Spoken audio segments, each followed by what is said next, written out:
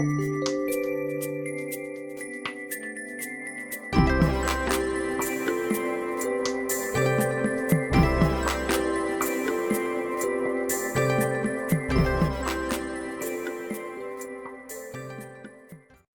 and welcome to this 7th video in our series about the North Node in the signs.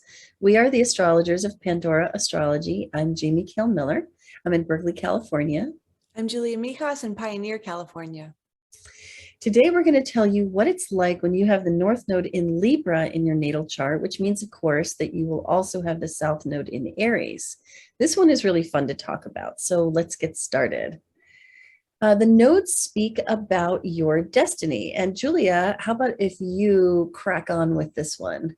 Sure. So you start at the South Node, which represents either past lives or at least certain early life conditioning, if you're not interested in past lives, that may have in some way become very, very familiar to you, something that you might identify with very strongly, but at the same time, you're so used to it that it's kind of inhibiting your evolution.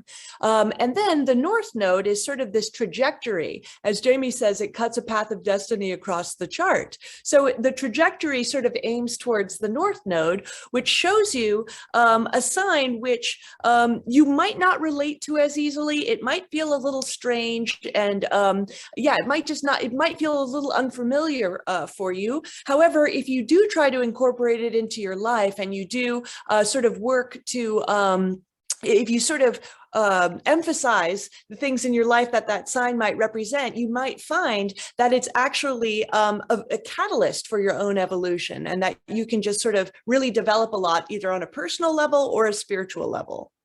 Also, I found that like doors tend to open, things tend to go well. It has an almost magical quality of like when you're on the path. First of all, you feel that sense of purpose, which feels great. It can give you a lot of certainty, but also it's just like everything seems to go better. Its effects seem to be felt almost globally throughout. That is absolutely right. So these particular nodes, when the South Node is in Aries, it's like you're drawing on past lives as a pioneer who cut a path through the wilderness, built a cabin, and lives alone in that wilderness. In these past lives, you got to do things exactly the way you wanted to, and your will was sharpened and honed as a result. You didn't have to say boo to a goose, as they used to say. You gained tremendous clarity of your will and discovered how to know what you want and how to pursue it. But from these past lives, you may be rough-hewn, selfish, heedless, and thoughtless of others. It's so much easier to do things yourself. Why would you want to bother with other people? But because your North Node is in Libra, the pro-evolutionary direction to go in is towards relating, harmony, fairness, balance, beauty, and design. You've got to learn to relate, be a partner, be friendly, be personable, nice, sweet, kind, thoughtful, and most of all, fair. My favorite metaphor for this is the idea of the caveman who comes out of the cave, puts on a tea frock, and learns to hold up his pinky while delicately and engaging in social discourse. So this nodal axis is the original bull in the china shop. Julia, what do you think? Yeah, the South Node in Aries being, a sign of survivors. People with the South Node in Aries could probably be great at surviving things, and they might have, you could maybe see maybe a little bit of a coarseness and a little bit of a directness that might come with that. But life isn't always about survival. And sometimes we just survive things so that we can live into sort of the more sort of beautiful and civilized and, relational part of life, which I think is Libra. That's the sign of civilization. It's the sign of relationship. So there's some things that are important to survive for. And I think that getting in touch with the North Node in Libra being a sign of Venus being more peaceful, more calm, more diplomatic. You don't always have to survive all the time. That sometimes, you can just sort of enjoy the fruits of that. I love what you're saying. And it reminds me of how Mars and Venus are not only rulers of Aries and Libra, they're also traditionally rulers of Scorpio and Taurus. When I think of that axis, I think of moving away from the Scorpio South Node of, dealing with chaos and extreme emergency circumstances and getting really good at that. And then instead embracing the peacefulness and stability of the North Node in Taurus. So I'm seeing some parallels there. That's really interesting. Yeah. This would be good to learn how to depend on others. People with the South Node in Aries, they're so used to doing it on their own lifetime after lifetime that learning to depend on others might just be like kind of scary, kind of weird, kind of awkward.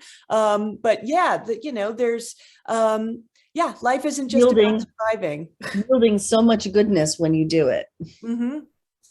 So we have a couple of charts to tell you about relative to this, beginning with Alex Haley, who was a writer who wrote biographies, articles, and other works about the Black experience in America. His style was very Libran, collaboration, interviewing, one-on-one conversation, focusing on the other person. In this way, I'm thinking of him as an ambassador, another Libran word, from the Black community to American white culture, who succeeded at beginning a better dialogue between these cultures. Much of this was accomplished through interviewing and writing articles for Playboy magazine. Over the years, he interviewed Martin Luther King Jr., Muhammad Ali, Sammy Davis Jr., and Miles Davis, along with other prominent non-Black Americans. He also co-authored the autobiography of Malcolm X. He is perhaps best known for his family saga Roots, which was made into a TV miniseries.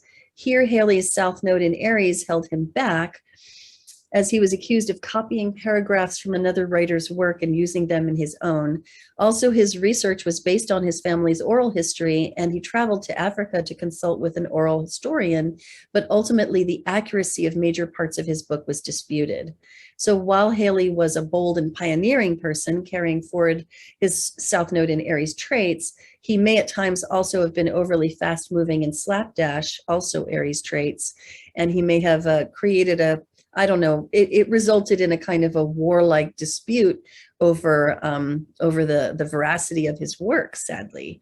Haley's North Node in the 4th house and South Node in the 10th is a clear illustration of how a South Node in the 10th house person might want to return to past life fame, but for him, real fame happened when he wasn't trying to get it, but focused on his own heritage instead, a very 4th house theme. Wow. Yeah, right on that nadir too, which is like the roots of the chart. Even the title Roots. That's a very cool. This is my roots. I'm going from my North Node right here, and therefore I will meet with success. Okay, the other chart that we want to show you is a chart that you will absolutely know, and that's Michelangelo, a famous Italian Renaissance artist, sculptor, poet, and architect, one of the real greats. You already know about his masterworks, the David, St. Peter's Basilica, and the Sistine Chapel. So clearly he was leaning into his North Node in Libra right here in the 9th house. It makes sense that that's in a house of religion and churches, right? Channeling one's Aries South Node drive into artistic Libra North Node pursuits is certainly a formula for success. But what you probably don't know about him is that he had a lot of Aries personality traits. His biographer, Paolo Giovio, says his nature was so rough and uncouth that his domestic habits were incredibly squalid and deprived posterity of any pupils who might have followed him. This, however, may not have bothered him, as he was by nature solitary, a man who withdrew himself from the company of men, end quote. He was described as antisocial, strong-willed, and even feral. One wonders if he had bothered to become more refined in his manners, would he have met with even greater success and renown? From our position here in his future, we can only speculate. Julia, what do you think? Yeah, Michelangelo being a bit feral, being a bit coarse, definitely speaks to that South Node, the independence, social independence of South Node and Aries. But ultimately, all of his great works also relied on the help of other people. He Mhm. couldn't have made between the Sistine Chapel and all of these incredible works. He certainly directed the show, but he really needed to rely also on others to get to accomplish, the level of work that he did. So he had to, on some level, learn a little bit of maybe, working well with people, which is a total Libran specialty. Yeah, so it sounds like collaboration was very much the necessity there. Mm-hmm. Mm.